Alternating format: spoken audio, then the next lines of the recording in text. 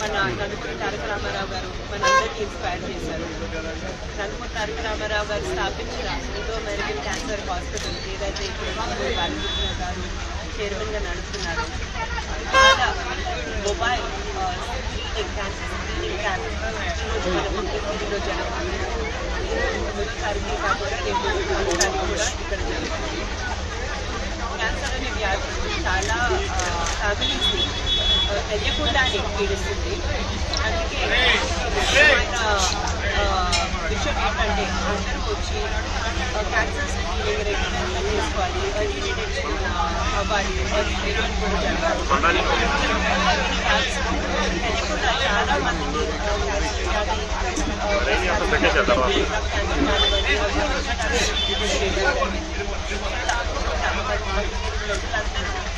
అవకాశాన్ని వినియోగించుకోవాలి,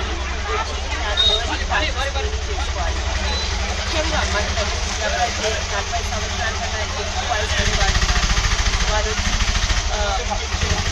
advance equipment ద్వారా మ్యామోగ్రఫీ స్క్రీనింగ్ చేసుకోవాలి. అండ్ వాళ్ళు వాళ్ళు తప్పకుండా వచ్చి ఈ అవకాశాన్ని వినియోగించుకోవాలి. ముఖ్యంగా మా dedicated team of Indo American cancer hospital doctors ఎవరైతే రాత్రి పగలు కృషి చేసి ఈ మొబైల్ హెల్త్ క్యాంప్స్ ఏదైతే చేస్తున్నారు, 1,00,000 మందిని క్యాన్సర్ స్క్రీనింగ్ చేసి వారికి ట్రీట్మెంట్ అందిస్తున్నారు, వాళ్ళందరికీ ఈరోజు పర్సనల్గా మానిటర్ చేయడానికి మా CEO గారు కృష్ణయ్య గారు కూడా రావడం జరిగింది మన మంగళగిరి. వీరందరికీ ధన్యవాదాలు తెలుపుకుంటూ మనం ఇంకొకసారి మంగళగిరి ప్రజలందరికీ పిలుపునిస్తూ క్యాన్సర్ స్క్రీనింగ్ చేసుకోవాలని. ఇది తప్పకుండా చాలా ఇంపార్టెంట్ అండి. నేను చెప్పినట్టు మా ఫ్యామిలీలోనే మా నాయనమ్మ గారికి క్యాన్సర్ వచ్చినందువలన మా తాతగారు ఇండో అమెరికన్ క్యాన్సర్ హాస్పిటల్ స్థాపించడం జరిగింది.